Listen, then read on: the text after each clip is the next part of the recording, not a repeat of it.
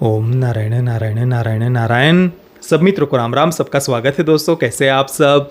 तो दोस्तों कल 18 जुलाई को बॉलीवुड की नई फिल्म निकिता रॉय थिएटर में रिलीज हुई है। एक सुपरनैचुरल हॉरर फिल्म इसे बताया गया है। सोनाक्षी सिन्हा, परेश रावल, अर्जुन रामपाल आदि आदि इसमें मुख्य भूमिका में है। 1 घंटे और 54 मिनट की ये फिल्म है। हालांकि इसे फिल्म कहना सही नहीं होगा, एक टॉर्चर ये शब्द इसके लिए बिल्कुल सही है, उचित है। देखिए, स्पॉइलर रिव्यू होने वाला है, तो आपको अगर इस मास्टरपीस के बारे में कुछ जानना नहीं है तो आप फिल्म देखने के बाद आगे का वीडियो देख सकते हैं, क्योंकि हम यहाँ पर कहानी के बारे में चर्चा करने वाले हैं। कहानी लंदन में स्थित है। अर्जुन रामपाल के पात्र का नाम सनल है। वो वहाँ पर इंटरनेशनल रैशनलिस्ट सोसाइटी नाम की एक संस्था के साथ में जुड़ा हुआ है। ये संस्था सुपरस्टिशंस के विरुद्ध, अंधश्रद्धा के विरुद्ध लड़ती है। फिल्म की शुरुआत में हमें बताया गया कि सनल, ये जो पात्र है, वो मानसिक और बौद्धिक रूप से अस्थिर हो चुका है। किसी तो चीज़ से वो बहुत डर रहा है। कोई एक एंटिटी, अब वो पता नहीं भूत है, मॉन्स्टर है, क्रीचर है, पता नहीं क्या है, कुछ तो उसको दिख रहा है और उससे वो डर करके भाग रहा है। फिर गाड़ी में बैठता है, गाड़ी का एक्सीडेंट हो जाता है और वो पानी में डूब करके उसकी मृत्यु हो रही है। दूसरी तरफ सोनाक्षी सिन्हा का पात्र, जो सनल की बहन है, निकिता रॉय उसका नाम है, और वो भी इंटरनेशनल रैशनलिस्ट सोसाइटी, अंधश्रद्धा के विरुद्ध लड़ने वाली संस्था, उसके साथ में वो जुड़ी हुई है। फिल्म की शुरुआत में ही वो एक कोई तो पुस्तक उसने लिखी हुई है, वो लॉन्च कर रही है। सुपरस्टिशंस इन मॉडर्न इंडिया, इस प्रकार के कुछ उस पुस्तक का नाम है। तभी उसको पता चलता है कि उसके भाई की मृत्यु हो गई है। तो फिर वो आती है और जो संस्था के लोग हैं, इंटरनेशनल रैशनलिस्ट सोसाइटी तो उनसे पता चलता है कि क्या क्या हुआ, क्या नहीं। तो बताया जाता है कि परेश रावल का जो पात्र है, अमरदेव उसका नाम है, जो लंदन में एक हिंदू गुरु उसको दिखाया गया है। हालांकि हिंदू शब्द उन्होंने उपयोग नहीं किया फिल्म में, परंतु जिस प्रकार से उस सो कॉल्ड रिलीजियस लीडर को या गुरु को वो दिखा रहे हैं, उसके जितने जो आश्रम जैसा जो दिखाया है, संस्था जो उसकी दिखाई है, जो उसके सो कॉल्ड फॉलोवर्स जिनको वो भक्त वगैरह कह रहे हैं फिल्म में, उन्होंने लाल और भगवा का मिक्सचर जो कलर निर्माण होगा, ऐसा कुछ तो उन्होंने कलर कपड़े पहने हुए हैं और कंटिन्यूसली अमरदेव की जय, अमरदेव की जय, अमरदेव की जय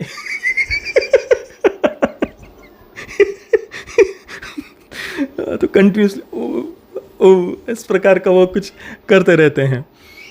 तो वो इंटरनेशनल रैशनलिस्ट सोसाइटी के जो लोग हैं, वो निकिता रॉय को बताते हैं कि तुम्हारा भाई अमरदेव को एक्सपोज करने में लगा हुआ था, पर तभी अमरदेव ने बताया कि 3 दिन में तेरी मृत्यु हो जाएगी।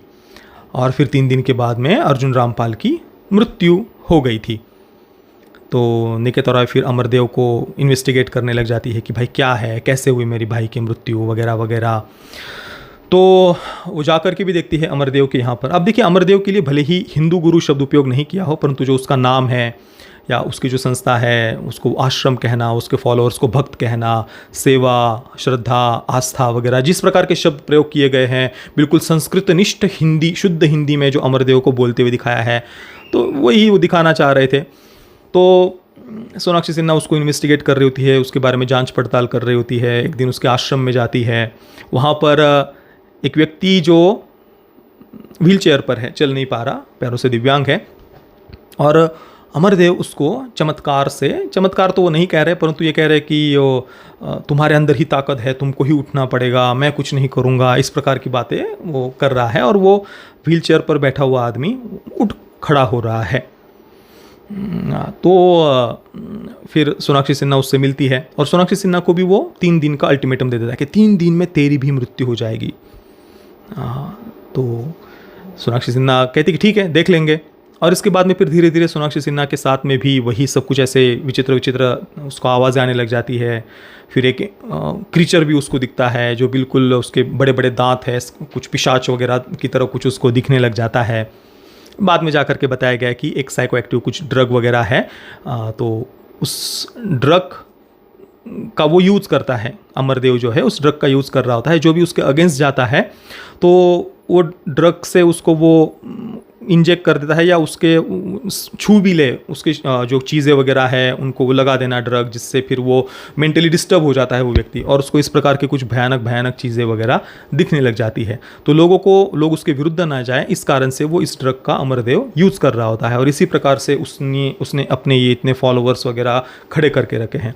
और लंदन में ये जो अमरदेव है, सारा शासन प्रशासन उसके बिल्कुल कंट्रोल में आ चुका है। पुलिस वगैरह भी बिल्कुल उसके कंट्रोल में है, पुलिस भी उसके आगे नहीं जा रही। जैसा अमरदेव कहे वैसे ही पुलिस भी चल रही है लंदन में। अब देखिए इसके बाद में फिर ऑब्वियसली क्या होगा, मतलब कहानी तो कुछ थी ही नहीं। किसी बच्चे को भी बोल दोगे कि तुमको ऐसे ऐसे, इससे बेटर कहानी कोई भी लिख देगा। भाई क्या था ये, क्या था। मुझे तो सच में दया आ रही थी इस फिल्म के डायरेक्टर राइटर जो भी जिन्होंने भी इस फिल्म को बनाया है, इनकी मानसिक और बौद्धिक क्षमता पर दया आ रही थी। भाई सीरियसली अपने आप का मजाक उड़ाने के और भी कई सारे तरीके हैं, पर यही तरीका तुम लोगों को मिला था अपने आप का मजाक उड़ाने का। और पता नहीं इन लोगों को फंड कौन करता है, कोई मिशनरीज वगैरह फंड करते हैं या कौन से एनजीओज फंड करते हैं, कहाँ से ये कचरा बनाने के लिए इनके पास पैसे आता है पता नहीं। तो बाद में फिर सोनाक्षी सिन्हा को ड्रग वगैरह के बारे में पता चल रहा है और वो सबके सामने उसको एक्सपोज करती है। एक हिडन कैमरा वगैरह वो चश्मे में लगा करके लेकर के जा रहे हैं, जिससे तुरंत सबको वो पता चल जाता है। लाइव वो दिखा रहे होते हैं, स्ट्रीम करते हैं लाइव स्ट्रीम वो। और फिर परेश रावल ऐसे इस प्रकार के परेश रावल के एक्सप्रेशंस आपको देखने को मिलेंगे। मतलब इतना घटिया परफॉर्मेंस, परेश रावल का इससे घटिया परफॉर्मेंस आपने आपके जीवन में नहीं देखा होगा।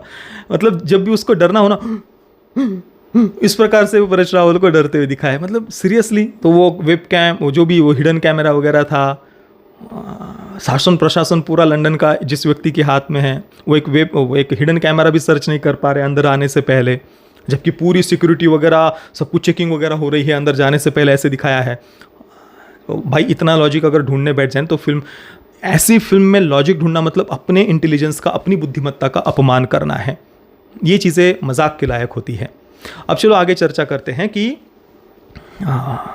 जो ये हिंदू गुरु वो दिखा रहे हैं, जिसने सबको इस प्रकार से अपने वश में, या जो भी ड्रग वगैरह का यूज़ कर रहा है वो कोई उसके अगेंस्ट ना जाए, जो चाहे मन में जिसको मार रहा है वगैरह, इस प्रकार से जो दिखा रहे हैं।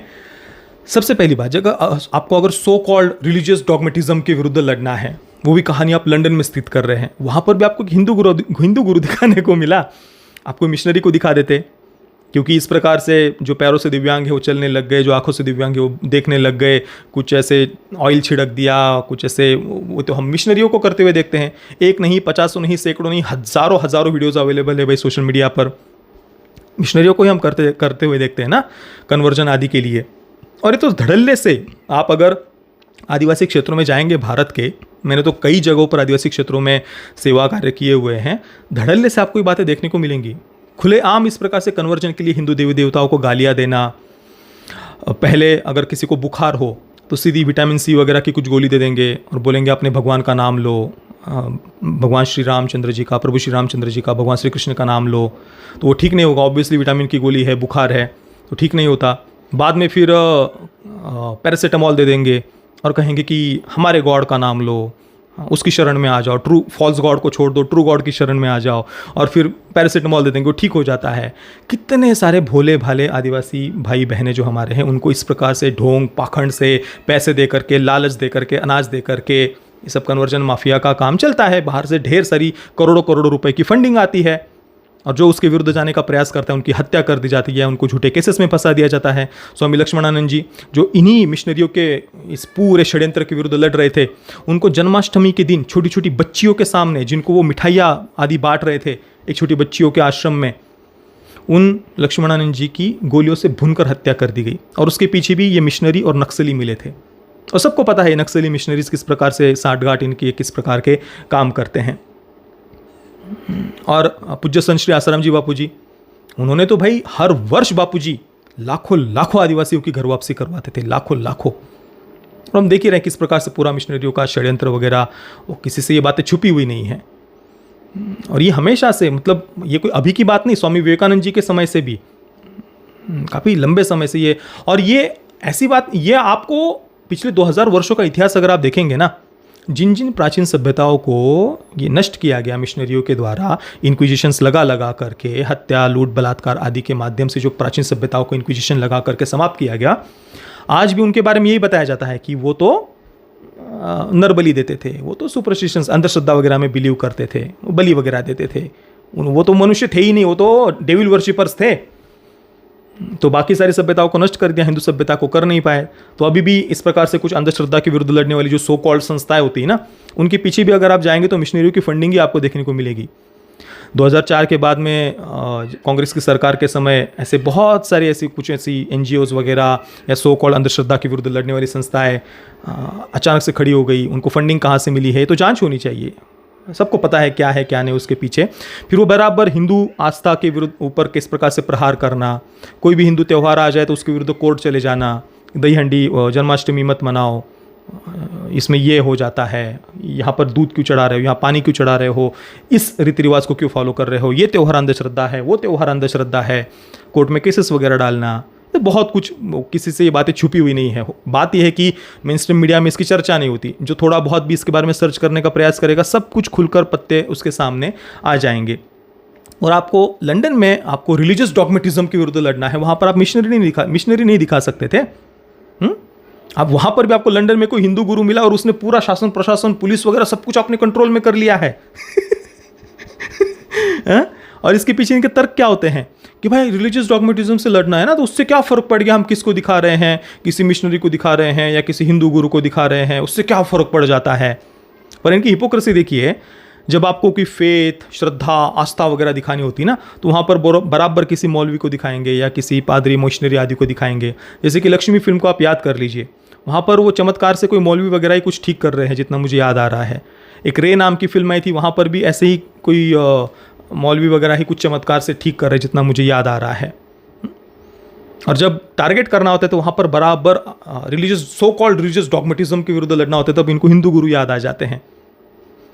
कन्वर्जन के लिए इस प्रकार से सो कॉल्ड चमत्कार वगैरह दिखाना ये कौन करता है? मिशनरीज ही करते हैं ना। 50 नहीं, सैकड़ों नहीं, हज़ारों वीडियोज़ अवेलेबल है।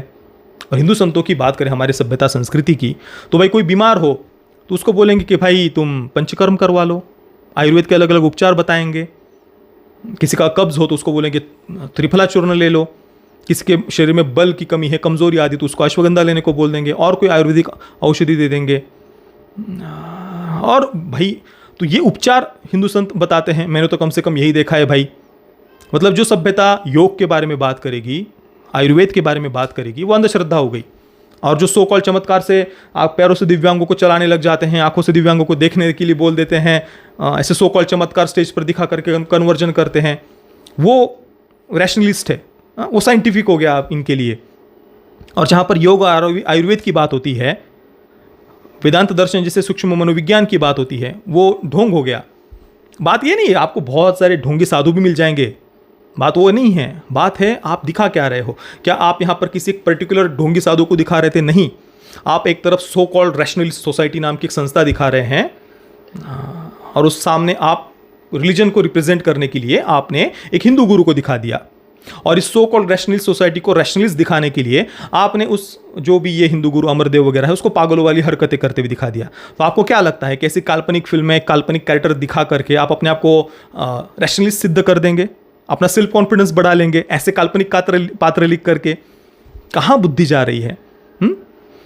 जिस सभ्यता ने कभी किसी पर आक्रमण नहीं किया, किसी को कन्वर्ट नहीं किया, जिस सभ्यता ने विश्व को योग दिया, आयुर्वेद दिया, योग में भी पतंजलि योग है, हठ योग है, सांख्य योग है, वेदांत दर्शन की अलग अलग शाखाएं आपको देखने को मिल जाएंगी। वेदांत दर्शन से ज़्यादा सूक्ष्म मनोविज्ञान आपको दूसरा दुनिया में कोई देखने को नहीं मिलेगा। जो सूक्ष्म मनोविज्ञान मन की वृत्तियों के दृष्टा बनना सिखाता है, वो चमत्कार से दुख नहीं मिटाता। हमारी सभ्यता में तो भाई अर्जुन जब विषाद में थे, श्रीमद् भगवद गीता का पहला अध्याय अर्जुन विषाद योग पहला अध्याय है ना, अर्जुन दुख में है, विषाद में है। भगवान भी चमत्कार से चुटकी बजा करके अर्जुन को ठीक नहीं कर रहे, वो उसको ज्ञान दे रहे हैं। तो चमत्कार ये तो है ही नहीं हमारी सभ्यता में। आप हमारी योग वशिष्ठ महारामायण पढ़ लो, अष्टावक्र गीता पढ़ लो। अष्टावक्र गीता के 18 अलग अलग प्रकार की गीताएं हैं, षट दर्शन के षट शास्त्र है, 108 उपनिषद है, 4 वेद है। जितने भी शास्त्र है आपको कहीं ना कहीं पर आपको जीवन के उस परम तत्व की तरफ, परम लक्ष्य की तरफ, वो परम लक्ष्य क्या है कि कोई मृत्यु के बाद में जजमेंट डे पर कंधे पर बिठाकर आपको कहीं पर ले करके जाएगा तब आपका कल्याण होगा, ये कल्पना हमारी सभ्यता में है ही नहीं। हमारी सभ्यता तो जीते जी मुक्ति की बात करती है, मरने के बाद के सपने नहीं दिखाती हमारी सभ्यता कि तुम जीते जी मुक्त हो। जीवन मुक्ति का मार्ग बताती है, जीव को शिव बनने का मार्ग बताती है, स्वर्ग के सुख को सबसे तुच्छ बताती है। और स्वर्ग के सुख को तुच्छ बताती है इतना ही नहीं, आपको वैकुंठ के, गोलोक के, शिवलोक के, ब्रह्मलोक के भी सपने नहीं दिखाती।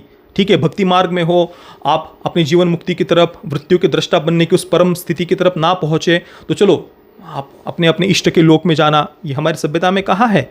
पर स्वर्ग के सुख को तो सबसे तुच्छ बताया गया क्योंकि वहां पर भौतिक सुख है, परंतु वो भी जीवन का परम लक्ष्य नहीं बताया कि भाई ब्रह्मलोक, शिवलोक, वैकुंठ ये आपके जीवन का परम लक्ष्य है, ये भी नहीं। जीवन का परम लक्ष्य है ब्रह्म ज्ञान, आत्मज्ञान, अपने स्वस्वरूप को जानना कि मैं कौन हूं, और मैं कौन हूं जहां से वृत्तियां स्फुरित होती है, दुखाकार वृत्ति बनती है, सुखाकार वृत्ति बनती है, उन वृत्तियों का मैं दृष्टा हूं। ये सूक्ष्म मनोविज्ञान हमारी संस्कृति सिखाती है। चमत्कार से दुख मिटाना नहीं सिखाती। दुख कैसे मिटाओगे आप? कौन सा दुख मिटाओगे? दुख तो मन की वृत्तियां है ना, वो कैसे कोई मिटा देगा? चुटकी बजा करके वो वृत्तियां बदल देगा क्या? मन में तो विचार है, वो तो आएंगे ही। तुम आज चलो किसी को थोड़ा सा कुछ वस्तु दे करके खुश भी कर दोगे, 2 दिन के बाद में उसके मन में फिर से दुखाकार वृत्ति बनेगी। वो तो मन की वृत्ति है ना। तो हमारी सभ्यता वृत्तियों से पृथक होना सिखाती है। भगवान करे सदा सुखी रहो, तुम्हारी रोजी रोटी में बरकत रहे, खुदा ताला ऐसा करे, भगवान आपको ऐसा करे। ये मैं नहीं बोलता हूँ, बेस्टा वर्ष को लंबी कतारें लगती है आशीर्वाद लेने वालों को। होलसेल में बोल देता हूँ, भाई हम तो ये आशीर्वाद, ये भावना करते हैं कि तुम्हारे सामने दुख ना आए, तुम सदा सुखी रहो, ये हम नहीं आशीर्वाद देते। लेकिन हम इतना जरूर कहते हैं कि तुम्हारे आगे सुख आए तो पैरों तले और दुख आए तो पैरों तले, और तुम अपने आत्मा को जानो जहाँ सुख दुख तुच्छ हो जाए और संसार स्वप्न हो जाए। बस इससे बड़ा आशीर्वाद तो मेरे को समझ में नहीं आता। हम कह दे भगवान करे तुम करोड़पति बनो, तुम्हारे बेटे बेटी फले फूले और फंसे संसार में, ऐसी गालियां क्यों दे हम?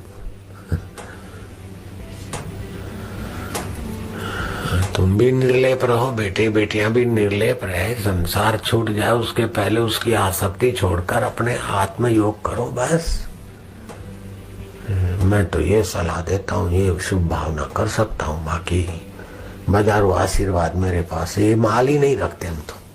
अगर ऐसा आशीर्वाद चाहिए तो आप इधर आना बंद कर देना। सदा सुखी रहने का आशीर्वाद चाहिए तो इधर कभी नहीं आना, रॉन्ग नंबर है। तो कहे दुख विघ्न बाधा जो मुसीबतें आती हैं उससे और सवाई आए और तुम्हारे अंदर और दुगनी ताकत हो जाए उनके सिर पर नाचने की। इतना सूक्ष्म मनोविज्ञान इनको अंधश्रद्धा लग रहा है, योग इनको अंधश्रद्धा लग रही है, आयुर्वेद इनको अंधश्रद्धा लग रहा है। बाकी गणित और खगोल शास्त्र के मूलभूत सिद्धांत इसी सभ्यता ने विश्व को दिए हैं, उस तरफ तो मैं जा ही नहीं रहा। मैं तो केवल स्पिरिचुअलिटी की, अध्यात्म की मैं केवल यहां पर बात कर रहा हूं। उसमें भी सनातन संस्कृति में आपको कहीं पर अंधश्रद्धा देखने को नहीं मिलेगी। आप अगर तर्क प्रधान हो तो आपके लिए ज्ञान मार्ग है, आप अगर भावना प्रधान हो तो आपके लिए भक्ति योग है, नहीं तो आप कर्म योग के माध्यम से भी जीवन के उसी लक्ष्य को, समत्व की स्थिति को आप प्राप्त कर सकते हैं। ये अंधश्रद्धा इनको लग रही है और यहां पर भी इनको टारगेट, सो कॉल्ड अपने आप को रैशनलिस्ट दिखाने के लिए एक ऐसा मूर्ख कैरेक्टर इनको लिखना पड़ता है जिससे ये अपने आप के ईगो को सेटिस्फाई कर सके। ऐसा परेश रावल के अमरदेव जैसा कैरेक्टर लिख करके आप अपने ईगो को सेटिस्फाई कर रहे हैं, अपने आप को रैशनलिस्ट बता रहे हैं, अपने आप को लॉजिक और साइंस में बिलीव करने वाला बता रहे हैं। अरे जिस मॉडर्न साइंस की या पश्चिमी मनोविज्ञान की बातें कर रहे हैं उसने तो सैकड़ों अलग अलग प्रकार के फोबियाज, सैकड़ों अलग अलग प्रकार की मेंटल कंडीशंस खोज करके रखी। और क्या है वो मेंटल कंडीशंस? वो जो सैकड़ों मेंटल कंडीशंस है, सैकड़ों फोबियाज है, 60 प्रकार के सेक्सुअल प्रेफरेंसेस है, 100 से ज़्यादा जेंडर्स खोज करके रखे। वो क्या है? मन की वृत्तियां है। जब आप वृत्तियों के साथ में जुड़ेंगे तो वृत्तियां तो कितनी भी भागेंगी भाई। और जब आप मान लेते हो कि मुझे ये फोबिया है, मैं तो ये हूँ, मैं तो इंट्रोवर्ट हूँ, मुझे तो ओसीडी है, मुझे तो ऊंचाई से डर लग रहा है, मुझे तो पानी से डर लग रहा है, मुझे तो आग से डर लग रहा है, मुझे तो इंजेक्शन से डर लग रहा है, मुझे ये फोबिया है, वो फोबिया, सैकड़ों अलग अलग प्रकार के फोबियाज खोज करके रखे हैं। जब आप अपनी आइडेंटिटी को उस एक शब्द तक सीमित कर देते हैं कि मुझे ये है, तब आप तो उस प्रॉब्लम को और ज़्यादा बढ़ा रहे हो। वेदांत दर्शन वृत्तियों से अलग होना सिखाता है कि मन में उठने वाले विचार तुम नहीं हो। भय आ रहा है तो ठीक है, भयाकार वृत्ति है, मैं उस वृत्ति को भी देखने वाला हूँ कि मेरे मन में ये भयाकार वृत्ति आई, मैं उसको भी देख रहा हूँ। वो वृत्ति चली जाएगी थोड़ी देर के बाद में, उसके बाद में और कोई विचार आएगा, मैं उस विचार को भी देखने वाला हूँ। सुख आया तो सुख को भी देखने वाला हूँ, दुख आया तो दुख को भी देखने वाला हूँ। मैंने बचपन को भी देखा, यौवन को भी देखा, अभी बुढ़ापे को भी देखूंगा, वो तो मैं देखने वाला हूँ। शरीर बदल रहा है, मन बदल रहा है, वृत्तियाँ बदल रही है, कभी सुखाकार वृत्ति आएगी, कभी दुखाकार वृत्ति आएगी। मैं वृत्तियाँ नहीं हूँ। इससे ज़्यादा लॉजिकल बात दुनिया में कोई हो तो बता दो। ऐसे चुटकी बजाकर चमत्कार कर रहे हैं तो सनातन संस्कृति में है ही नहीं। उल्टा चमत्कारों को तो सबसे निम्न स्तर का बताया गया है। आपने कुछ कुंडलिनी जागृत करके पंचमहाभूतों पर नियंत्रण भी प्राप्त कर लिया तो क्या? एक चीज़ उठा करके जादू से ऐसे चुटकी बजाकर आप दूसरी जगह पर रख देंगे तो क्या? उसने उससे क्या सिद्ध कर लिया? जो काम एक मशीन कर सकता है वो तुमने चुटकी बजाकर कर दिया तो कौन सा बड़ा तीर मार लिया? हमारी सभ्यता तो ये कहती है। योग वशिष्ठ महारामायण को पढ़ लो। मैंने वो महाकुंभ के ऊपर ये जो वीडियो बनाया था ना, वीडियो आप देखना, उसमें मैंने योग वशिष्ठ महारामायण की कथा बताई है कि प्रभु श्री रामचंद्र जी के रघुकुल में एक राजा हो गए थे और उनके समय में एक व्यक्ति था जो कई महीनों तक अपनी श्वासोच्छ्वास की गति को नियंत्रित करता था और उसने बताया कि मुझे एक बक्से में बंद कर दो और फिर 6 महीने के बाद निकालना, और फिर उसके बाद में तुम्हारा जो घोड़ा है ने घोड़ी थी वो बहुत उस समय राजा की उस घोड़ी बहुत विलक्षण है, दिव्य है, इस प्रकार की बातें, तो वो घोड़ी मुझे चाहिए। उसकी आकड़ बैठ गई थी कि मुझे वो घोड़ी चाहिए राजा की, तो 6 महीने के लिए बंद कर दो। तो बंद कर दिया क्योंकि उसने अपनी श्वासोच्छ्वास प्राणापान की गति पर नियंत्रण प्राप्त कर लिया था। 6 महीने के बाद उसको निकाला गया और निकलते ही उसने क्या कहा, लाओ मेरी घोड़ी। तो 6 महीने तक तुमने श्वासोच्छ्वास पर भी नियंत्रण प्राप्त कर लिया, तो क्या, अंत में क्या? ये गुरु वशिष्ठ जी प्रभु श्री रामचंद्र जी को कह रहे हैं। तो चमत्कारों को तो हमारी सभ्यता में सबसे तुच्छ माना गया है। तुमने श्वासोच्छ्वास पर नियंत्रण भी प्राप्त कर लिया, पंच महाभूतों पर नियंत्रण भी प्राप्त कर लिया, ऐसे चुटकी बजाकर तुम आग लगा दे रहे हो, पानी ला रहे हो, तो क्या? जो काम कुछ मशीन कर सकती है, मोटर कर सकती है, वो तुमने कर दिया तो कौन सा बड़ा तीर मार दिया? उससे तुम्हारे दुख मिटेंगे क्या? चलो ये चुटकी बजाकर एक वस्तु यहां से यहां रख दी तो उससे दुख मिट गए तुम्हारे मन में, तो भय, शोक, काम, क्रोध, लोभ, मोह, मद मत्सर वो तो वैसे ही रहेंगे ना। वेदांत दर्शन तो वृत्तियों का दृष्टा बनना सिखाता है और इतना सूक्ष्म मनोविज्ञान वो तुमको अंधश्रद्धा लग रहा है, और जो कन्वर्जन के लिए जादू टोना दिखा रहे हैं, चमत्कार दिखा रहे हैं, वो तुमको रैशनलिस्ट लग रहे हैं। क्यों? क्योंकि मिशनरियों ने पिछले 2000 वर्षों में जो प्राचीन सभ्यताओं को नष्ट किया, उन्होंने यही किया कि वो बलि देते थे, वो तो अंधश्रद्धा वाले थे, हमने उनको सिविलाइज्ड किया। ये तो मिशनरियों का प्रोपेगेंडा हमेशा से ही रहा है, भारत में भी उन्होंने यही किया। और आज भी बॉलीवुड के कुछ, क्या कहे, बेचारों पर दया आती है ऐसी फिल्में बनाने वालों पर ये लोग अभी भी उसी कुछ काल्पनिक दुनिया में बैठे हुए हैं। अभ्यास कुछ है नहीं, जानते कुछ है नहीं, कुछ भी कचरा बना करके रख देना है। ये लोग तो दया, भाई क्या कहे, दया भी क्या कर रहे हैं ऐसे लोगों की, मूर्खता की पराकाष्ठा मैं कहूँगा। ऐसी चीज़ें बनाने वाले, उसमें काम करने वाले, क्या कर रहे हो यार? अपने आप का मजाक बना रहे हो। छः, चलो बाकी वो सब छोड़ भी दे, फिल्म क्या कहती है। ऐसे भी फिल्म महावाहियात है भाई। अब फिल्म के नाम पर भद्दा मजाक है, आप ट्रेलर भी झेल नहीं पाओगे, इतनी घटिया फिल्म, इतनी घटिया एक्टिंग। सोनाक्षी सिन्हा की तरफ आप अगर देखोगे फिल्म में, आप भाई लिटरली आपको बाद में आकर के फिनाइल से आंखें धोनी पड़ेंगी इतना घटिया परफॉर्मेंस। उससे घटिया परफॉर्मेंस परेश रावल का। हे भगवान, क्या चल रहा है भाई? ये क्या है ये? हे भगवान। चलो निकिता रॉय, ये तो सीरियसली 0 स्टार भी क्या दे भाई, ये निगेटिव टॉर्चर करती है फिल्म में। कुछ 1% तो अच्छा फील हो ना देखने के बाद। 0 स्टार ही डिजर्व करती है ये फिल्म। बाकी गलती से अगर किसी ने इस कचरे को देख लिया हो, इस टॉर्चर को देख लिया हो, तो आपका अनुभव कैसा रहा मुझे अपने नीचे कमेंट में अवश्य बताना। वीडियो देखने के लिए आप सभी मित्रों का बहुत बहुत धन्यवाद। जय श्री राम, वंदे मातरम।